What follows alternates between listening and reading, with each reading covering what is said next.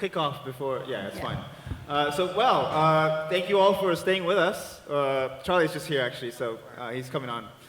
Thank you all for staying with us all this time. I know you've had your food and your coffee and everything. It's getting to the end of the day. But thank you for staying with us. Today's topic is going to be about crypto NFTs, mainly on NFTs as well, actually, so slightly different from the previous ones. And we'll kick off with introductions. So I'm Adel Bhurtun. I'm a YouTuber. I do social media content for brands and companies. Like the last client we did with was Pudgy Penguins in Malaysia. So I'm here as a branding, marketing consultant, but in the Web3 space. So yeah, we'll kick off with introductions. So I'll hand over the mic to you. Go for it. Can you hear me? Yeah. All right. Is it working? It's kind of on and off. You want me to? It's like, okay. Sorry. My name is Everduin. I feel like there's already been a really long introduction, so I'm not going to waste your time. I head strategy for a bank that includes innovation. I'm a board director for Luna PR, and I am a Web3 degenerate in my free time. Hey everyone, my name is Brett Hornung. I currently lead Web3 for Accenture across growth markets. So I'm based in Hong Kong, but I spend a lot of time in the UAE. Essentially, it's less on the Web3, more on how can enterprises leverage this Web3 and associated technologies to change how they engage their customers, change their product or business strategy, and a plethora of other things. Hey everybody, sorry for being late. Had some important conversation in the last minute. My name is Charlie from Singapore, managing partner of Lucid Blue Ventures, Commonwealth Capital. 8 years in the Web3 space, used to run the Polygon APAC region ecosystem and Polkadot in China. I've been actively investing as an angel, as a VC in the last 6 years. Have like around 100 projects in the portfolio across DeFi, NFT, gaming, metaverse, social. Mostly focused on infrastructure these days. Looking forward to talk to the people here. Thanks. Hello guys, my name is David Iskander, co-founder of MetaPlayers, Web3 gaming company, also founder of a real-world asset tokenization company based in Dubai, so we are coming, and like an ex-esports and gaming veteran, so yeah. Great, fantastic introductions. I think a good way to start this off is while we're on the topic of the digital economy, NFTs and their impact on gaming, art, culture, and beyond. Let's firstly define what are NFTs to begin with, and their significance in transforming ownership and authenticity. I think we'll start with Brett. Go ahead, go for it. Yeah, so I might take a different view in terms of how we define NFTs than somebody else, or maybe what other people have been saying. But I want to take it back to what an NFT is, right? It's a type of tokenization. So oftentimes you'll hear NFT this, NFT that, and really, an NFT isn't a thing. Like a digital art is a thing. Digital fashion's a thing, right? An in-game asset is a thing. Those are like the products and services we're building, leveraging tokenization as like the technology decision. And so when I think of NFTs, I think of, why am I making that technology decision? So it really comes back to, how did NFTs come about? Is, during the mania of 2021, everybody was talking about NFTs and everybody wanted an NFT. And I think that was really good from the perspective of it taught people that there is such a thing as digital ownership. Like in our lives today, in the physical world, you have your house, you have your clothes, and you own those things. If somebody tried to take them from you, you would be like, not that happy about it, right? And so what 2021 taught everybody is there is value akin to our physical world, there is value in our digital worlds. And that is, I think, the true transformation of NFTs and what it's done. And now as we think about how does this space mature, how do these products and services get adopted, it's starting with the value, starting with the experience or product that you want to build for your customers, and then getting to the technology. And I think that's what will make tokenization a big success. Really good examples there you mentioned. And after all, NFTs are, after all, just a digital certificate on the blockchain, and it solves against the counterfeit problem when it's digitalized on the blockchain, because the blockchain cannot be tampered with. So I want to, yeah. If you disagree, no, go for it. Open discussion. I mean, it's a different conversation, but I actually think it's quite interesting if you look at all chains other than probably Bitcoin as the OG chain. You know, immutability is a premise, but it's not necessarily very true. And I think you can update the metadata. The other thing that's really interesting to realize is, I think Brad was making a very valid point, right? An NFT is ultimately a token that resides on chain, that has metadata that points to the actual artifact or piece of art or the JPEG that sits somewhere, most likely on an AWS server somewhere, right? And so AWS does not aspire to immutability. And if the server goes down, that goes down. And there's been tons of projects where founders decided to make changes to it, royalties, right? And so I think even then you need to be very specific when you define that whenever it's on chain, it's immutable. Some things are, and some things aren't. You can burn an NFT, which technically means by default it's not immutable. You can't burn a Bitcoin ordinals piece, but we'll talk about that later. Sure. Now, I want to just follow up on this. Thanks, Giovanni, to talk about this. Glad to have some fellow ordinals builders here in the panel. Yeah, NFTs is quite a big debate this year. So a lot of people get to know NFT because of profile picture, right? Whatever is CryptoPunk, Azuki, BAYC, that's just a little drop of the ocean of what an NFT can do in the entire world and the future. And what Giovanni mentioned about the Ethereum NFT, the problem is what you're buying is just a metadata. Most of the JPEGs or whatever artifacts you're collecting, they're storing IPFS, Arweave, whatever distributed storage or just cloud service computer. They can be destroyed. It's not really tamper-proof. It's not really on the native blockchain, like a layer 1. So what's happening right now, there's an interesting debate, right? What is the true version of non-fungible assets, right? Which is true, truly you can actually collect, and it's not really you can maneuver around. Whatever, NFT team, they want a rug pull or whatever, do some bad things and bad actors, they can't really touch your NFT as long as you hold your own keys, right? Ordinals is one of the example which is exploring and doing some very interesting social experiment. I wouldn't say Ordinals is the key to the solution to the end. They still have some problems right now with the civil war, like Cassie mentioned about this new standard called Rune. I actually had a real good conversation with him in the Ordinal Summit in Singapore a couple of weeks ago. But yeah, we are looking at a very interesting paradigm shift of NFT 2.0 right now. Go for it. I just want to follow up on this, Charlie. So one thing I would add how the market, the NFT ecosystem can evolve is getting more creators who is really creative. So because when we have people who is thinking outside of the box, then they can create different kind of adoption, which we need, and also the trust, because we see crazy scammers all around the space, so we need a bit of trust, and also these creative people to evolve and adopt their ideas in the market. Right. Really good points, about immutability, about, it being on an AWS server. And it's true, if the servers go down, and the things that are on the server will go down with it. And it takes us back to the Stone Age. If everything is off servers, then, we've got no alternative. And that leaves a vulnerability. And that's something that we, as all of us, have to face. We are not, invincible to servers. We live on them, we need them. So a point about NFTs now on beyond gaming and art and things like this. What other use cases are we seeing? Maybe from a VC perspective, what other use cases are you seeing that are worth the investment in NFTs that haven't been underestimated right now?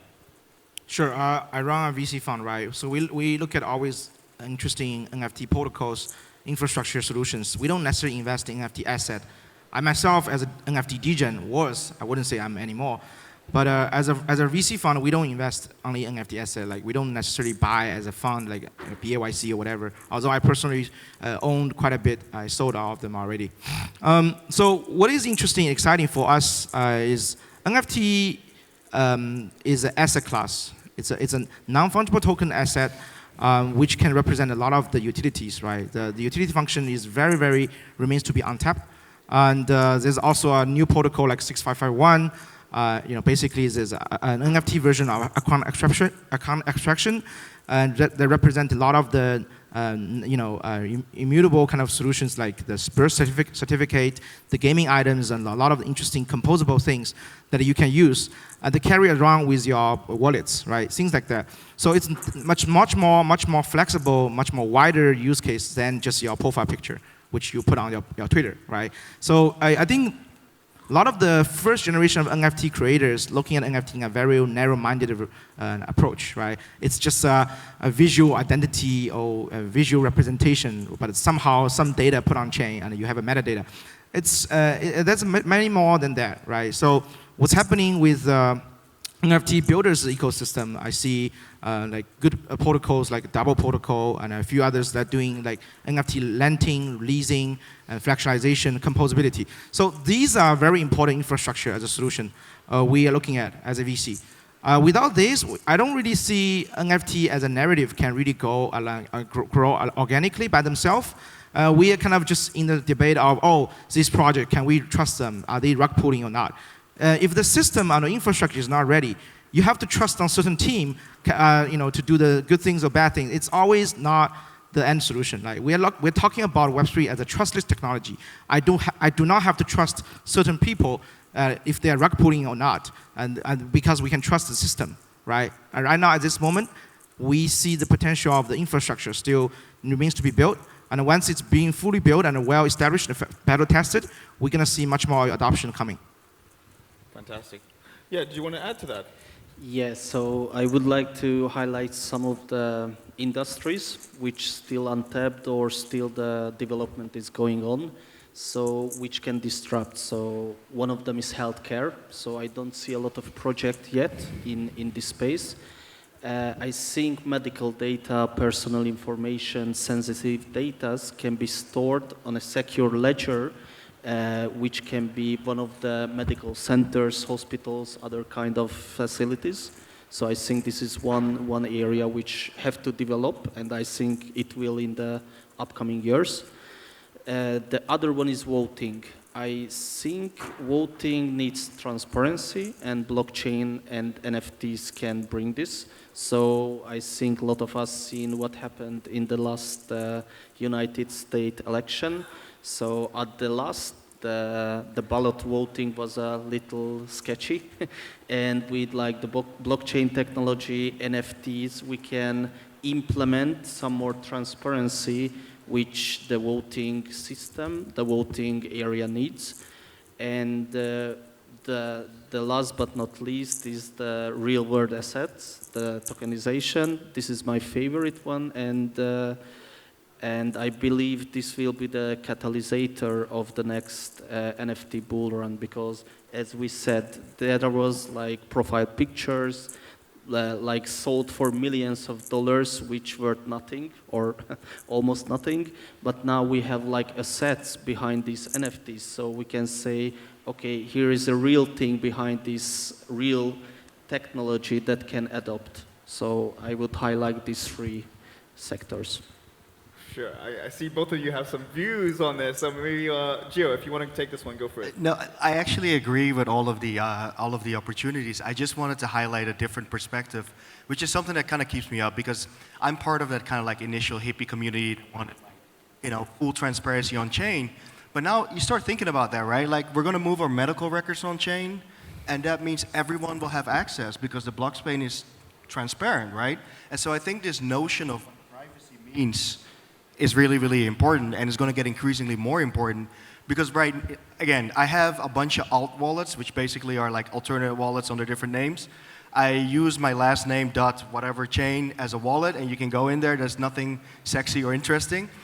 However, picture this, right? What if your bank account was public for anyone to see if they know your first and last name, and they can just go in there and see every transaction you've ever made?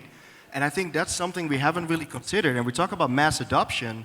Like, these things are going to be really, really important. How do you get a balance between full immutability, transparency, but also a person's right to privacy? I think one option here can be a secured layer. So if we built in a secured layer, then this information can be stored privately, and for the public layer, we can implement this. This can be, but the infrastructure need to develop. Yeah, talking about infrastructure, that's something that excites me, right? As I mentioned, we look at infrastructure solutions. We don't buy NFT assets. There's a very unique number. It's called 6551. I'm not shilling it, but I think it's worth your attention if you really want to see what's the next for NFT. So it's token bonded assets, right? Like token bonded accounts, like certain interesting, unique NFT assets either could be SBT, which is non-tradable NFT, right? Issued, minted on this wallet, right? That represent you as a digital identity or some special use cases, right? So I think there's a multiple categories of NFT assets people need to look at. One is like what Brad just mentioned, the digital art, something valuable, something can go, the value goes up, once you have, the certain narrative building, right? And of course, limited supply, all kinds of things. And there's also NFT, which is very functional. People come and buy or mint for the sake of use case. I don't care it's going to go 100x. I don't need 100x. We use that for the sake of utility, right? So those are the ones not necessarily, we're going to, that will worth like millions or whatever, maybe just $50. But that NFT sits in that wallet that serve unique purpose of either access to certain community events, certain gaming, and things like that, even medical stuff, right? Of course, we need to worry about the privacy. So I think we need to deconstruct multiple things. The things you really want to put on the off-chain, you shouldn't do that with NFT, right? The things that you put on-chain, but you still care about privacy, there's some solutions with ZK and things like that to open up. So people have to pay to access certain information. I think multiple solutions like that has been built around it. So NFT is not necessarily just a speculative tool, right? We have been too much focused on speculative tool in the last 2 years. And it's kind of getting to the end of that, or maybe like a half game break, right? So what's next and what excites us is really the utility functionality and so on. Brett, go ahead. Yeah, if I could just touch on, and I'll stay away from like the investment side, but I want to touch on more like where, at least from where I sit, where I see like the next adoption of this technology will come from. And I really think if you look closely at enterprise, especially in Asia, they are getting into this space. They are putting assets on chain, whether it's a digital collectible, whether it's a piece of digital fashion, a loyalty voucher, a membership card, loyalty points, whatever it might be, they are moving into this space. And Web3 companies have this unique issue where they have really good tech, but they might not have the users. And Web2 companies might not have the tech yet, but they have a ton of users. And so as these companies are investing in walled infrastructure, they're investing in other pieces of the stack that are below the application layer to set themselves up to be able to facilitate things like cross-border payments, things like loyalty vouchers across partners, right? You start to see like the amount, if there's 10, 20, 30 million users that are using this without even knowing it, but they're just getting the experience of, oh wow, that was easy. What's actually underneath the hood? And then as that expands, they'll start to move deeper into what people might term as more Web3 because they're more comfortable with the experience that they're getting. And so I think that's a very interesting thing from an adoption standpoint of this technology. I just want to say, and I think that's a perfect point. I think you won't reach mass adoption if we keep talking about what's under the hood, right? We need to talk about problems we're solving because people don't really care. Most people don't really know what SMTP is or IMAP, but everyone can send an email via Gmail, right? And I think it's the same with Web3. People don't need to know it's an NFT. They don't need to know it's blockchain. Nike launched .swoosh, which is their kind of like digital collectibles. They don't mention the word blockchain or Web3 at all. Starbucks launched Odyssey, which has massive adoption. Reddit was able to get millions of users who, by the way, in all their threads, hate NFTs. And they were able to onboard them into NFTs without them knowing it. And I think that's what adoption is. When something happens that just solves a problem for you, and you don't know, nor do you really care what's under the hood. So. And I can attest to that, because I went to an event last year, Decipher Algorand, if anyone here went. And I registered and everything, and I had a POAP, a 3D version of it. And for me, I know what this is. It's an NFT, you can say. But for other users who were showing it off, this was their first NFT ever. And without even knowing, without even having to go through a complex or complicated process, they were able to see, look, I got my first NFT. And it starts at this point of education, where mass adoption can fully flourish going forward. But now let's consider some of the legal and regulatory considerations, because you mentioned Gio, you mentioned as well that you don't want everybody to see your transactions. And Well, not mine, no. of course, nobody wants. Everybody values a sense of privacy.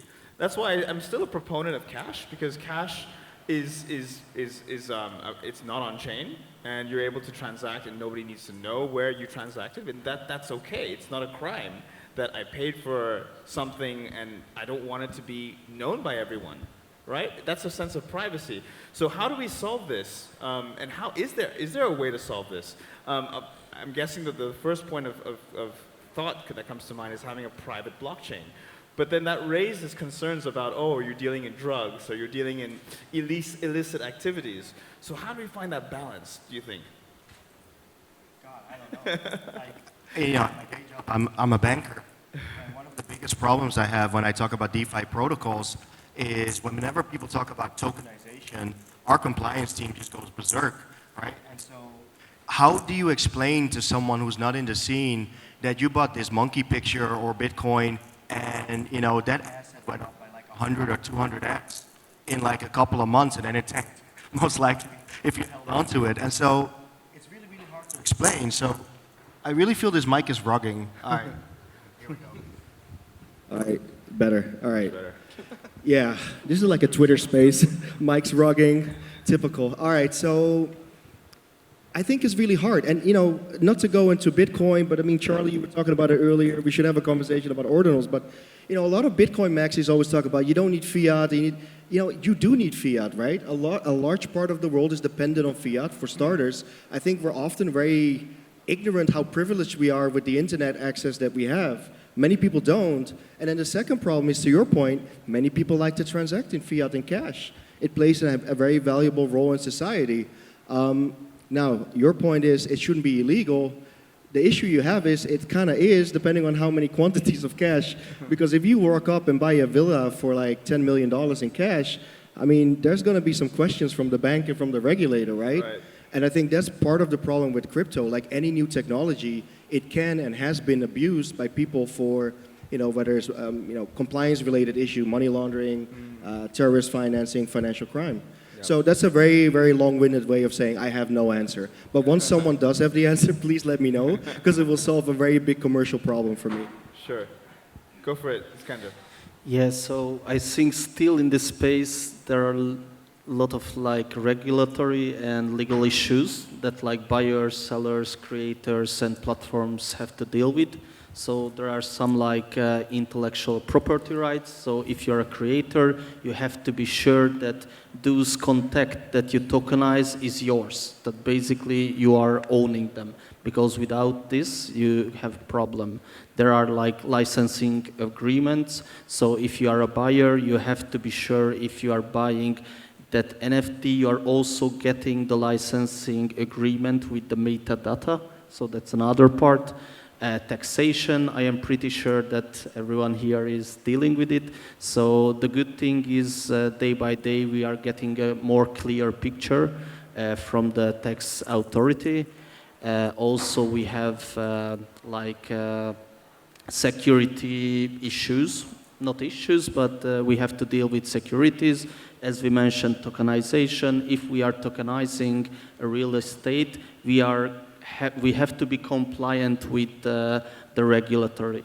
Here in Dubai, we have VARA. So if we are dealing with real estate tokenization, Bitcoin mining tokenization, any kind, we have to be compliant with them.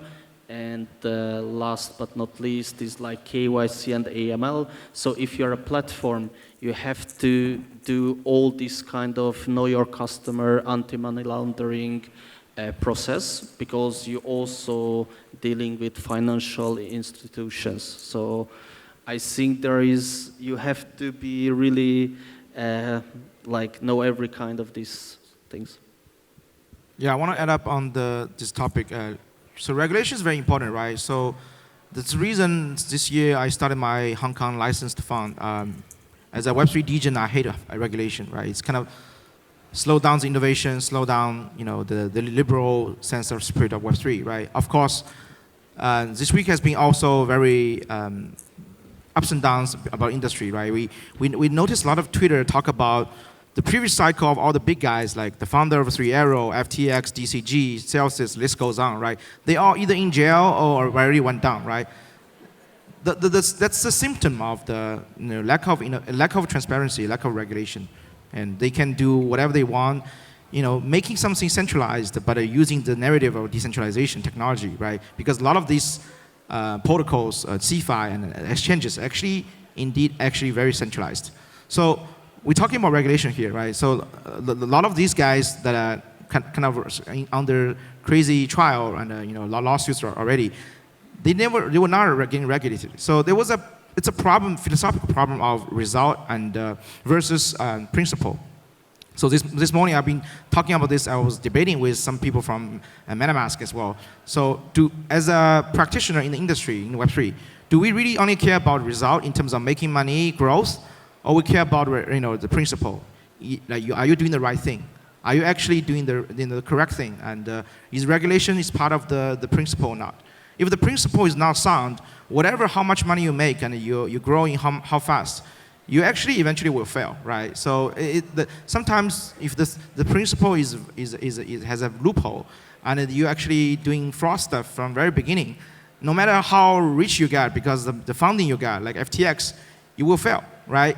As kind of the old guy in the Web3, 3 cycles already, I saw a lot of companies, they kind of build out of nowhere and then become multi-billion-dollar company, and they crashed after a couple of years. So it's a very important question. We need to think about it in the industry. So my answer to that question about regulation, it is needed. A lot of people say screw regulation, right? It's kind of boring. It's kind of people don't like it. But we need that for the sake of the better industry. Otherwise, we're gonna just rugging each other all the time, and nobody taking this industry seriously. Good. I mean, really good answers there. We still, it remains to be seen in terms of how we can, find that right balance between privacy and non-privacy. Monero has received a lot of backlash for being a private blockchain, and it's been delisted from major exchanges. And look what's happened to them. So, finding the right, no one wants to be another Monero, but at the same time, on the Monero side, in the Monero community, they really respect the privacy.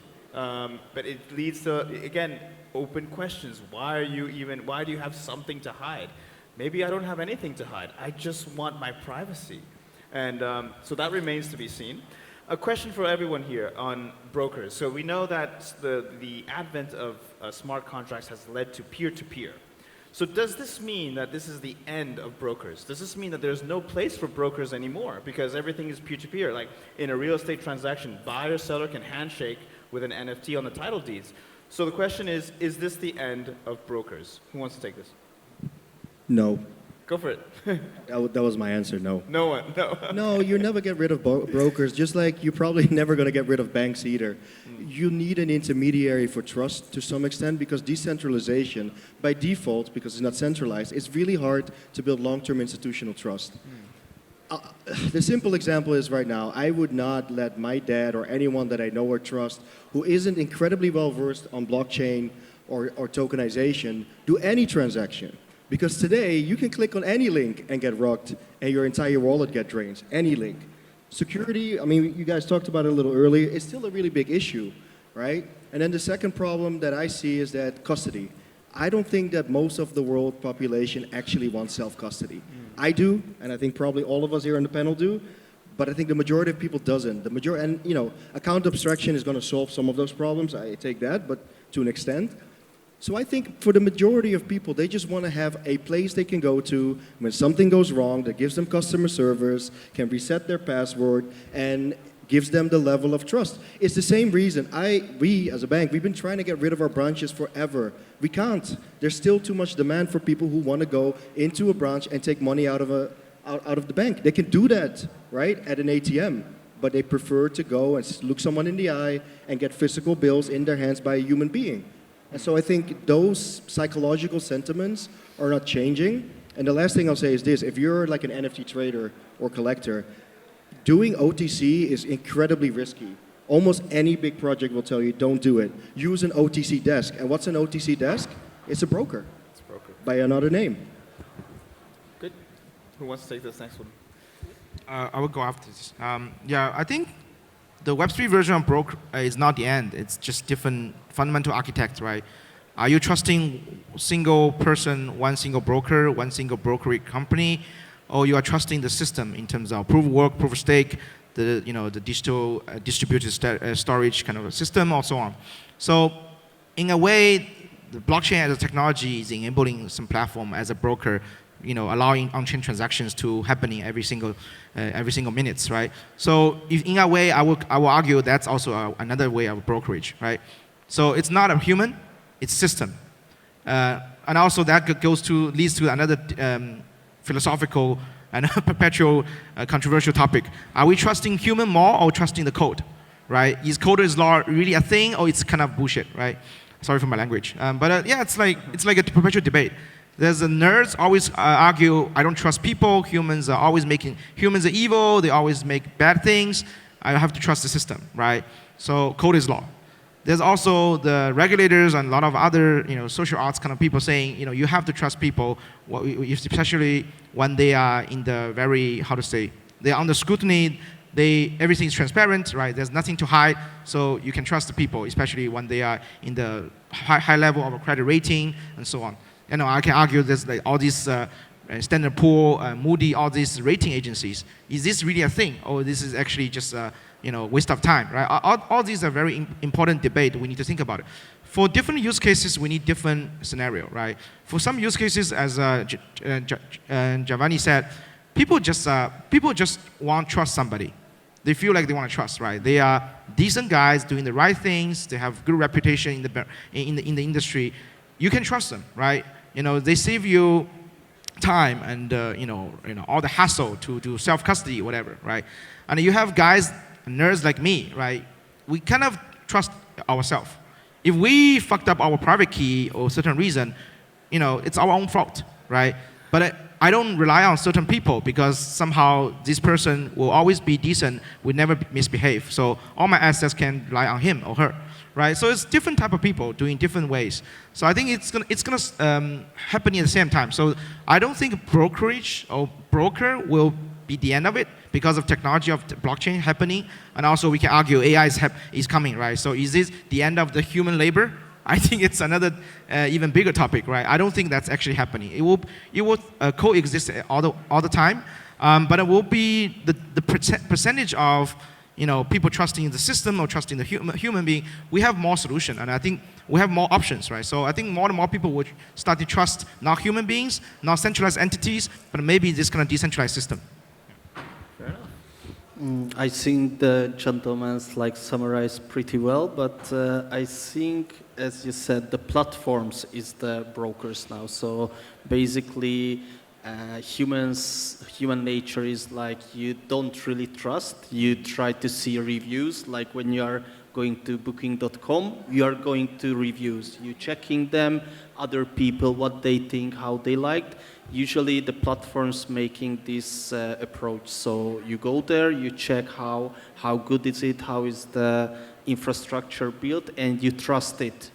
Peer-to-peer works in different ways, but at the end, I think platforms will be there and they will take the cut, the shares at the end of the day. Many of you mentioned the concept of trust, and it is a key term here because we're entering trustless, but we're entering trustless for a reason. How many of you think that humans are corrupt, selfish, greedy, and the root of all evil? All of them or some of them? All of them. It's not really a technology question, right? I think, because I studied psychology in my master, and I think it's a completely non-technical argument, right? We can talk about. I see people change. So, as a VC, I saw so many founders. I probably encountered thousands of founders in my life already. I see successful founders change as well. When they get more successful, the ego kicks in. They start doing bad things. So, the state of good people, bad people also is dynamic. I wouldn't say people are always evil from the very beginning to the end. There's always people, the dynamics. People is not predictable, right? So that's the argument, should we trust human being or trust the system? So I choose to trust system more than the human being because you never know, certain people will change. And I saw crazy amount of people, they change when they make more money, they have bigger fame and all that, right? And I can argue with the specific case of FTX. I think Sam, in the beginning, he was doing something correct. He was not trying to fraud people from the very beginning. But then things happen, right? His ego kicks in. He thinks he's the king of the world. He's become the youngest trillionaire in the world. And he can do whatever the fuck he wants. Sorry for my language again, right? And he rug pulled the entire world. A lot of people, right? Because things change. And he changed. So I think that's the comment I would make on your statement. That's a fair point. And he was seen as a very philanthropist, young guy with his hair long and his short. So people were like buying into this narrative of him. But who could have known, I think it was planned.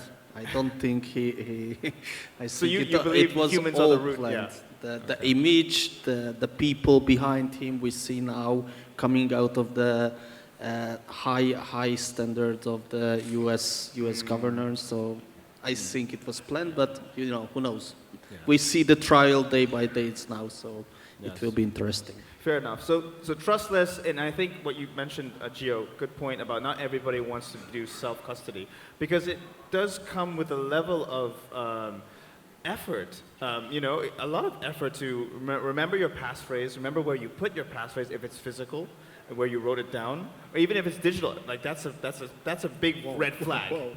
You never write your passphrase digitally. You do? Yeah, of course I do. Like, come on. Like, edging it into a metal plate and keeping that in my safe. You know how many wallets I have? Like, literally, I counted it the other day. 17 wallets across multiple chains. 17 plaques, and then I have a ledger, and I have multiple ledgers. And by the way, never order your ledger or any hardware wallet from Amazon. Order it directly from the manufacturer, right? Because that's another way that a lot of people get scammed. And the very fact that I have to say this tells you that there is a lot of friction still for people to use this day to day. You need to know a lot of different things. If you want to transfer funds to buy, let's say you're on Ethereum, and now you want to buy an ordinal, which is a digital artifact or NFT. Don't say that to ordinal people. An NFT on Bitcoin. You know how hard it is to move your funds around? Like, I end up using a service that literally, as the degenerate that I am, I just send my Ethereum to a server, right? But no trust whatsoever, and they send me back Bitcoin in my wallet. Would you do that anywhere else? You could send your money, and then you just hope that it comes back. And so my point is, we still have a very long way to go before you get to truly trustless. Very good points. I think we're down to our last 4 minutes, so I want to ask a question across the board. What do you foresee as the next breakthroughs with NFTs? So we talked art, gaming, real estate, but any breakthroughs that we haven't mentioned yet that are still yet to be seen in the NFT world? So, and I'll maybe let you guys touch on the innovation in NFTs. I think the breakthrough, and I kind of mentioned this earlier, the breakthrough will come from infrastructure and access. Currently, it's very inaccessible for the vast majority of the population. As much as we might think it's easy to go do to spin up a wallet, right? Those concepts are not easy to most people. And then the infrastructure doesn't exist for you to actually do what you need to do with digital ownership on the internet, right? You still really can't move things around most normal Web 2 applications. And so where people are spending their time, their energy, their money, you can't really do the promise of Web 3 today. And so I think as infrastructure is laid, both from Web 2 companies and Web 3 companies, you think about like a universal digital wallet infrastructure that can actually move things around the internet. Like things like that, as those start to come out, as those roll out, then you will start to have the access. And then you'll also have probably better use cases. People can actually do things. They'll understand why they're doing things. Maybe not the technology again, but they'll understand why they're doing it. And then that will lead to adoption. Sure. +1. Same thing. +1 on that one. Very good points.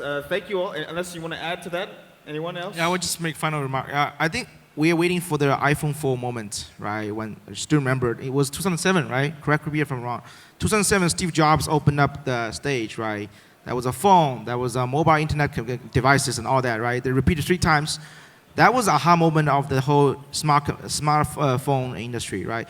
NFT as a technology or as a class, we're still waiting for a new solution that fundamentally improve, let's say, 100x of the UX, the user experience, level up the security level and of course the level of composability, flexibility, and use cases.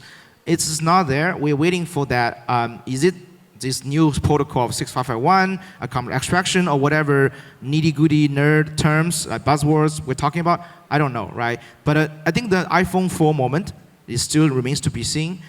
Before that, we are still need to waiting for all the innovators and the engineers to, they let them work their ass off to deliver the solutions. Yeah. Fantastic. Do you want to add to that? Yeah, I just want to add like NFT standards. I think that will bring a lot of ancient functionality in the upcoming, and we have to follow it. And fractionalized ownership. I think that's one thing which will bring the adoption, because we're still waiting. We don't know if it's coming from a huge AAA gaming company, it's coming from a tokenized company, but it will come, and probably in the upcoming years. So we are waiting for that. Fantastic. Thank you all. I want to thank the panelists. Thank you all very much for your time.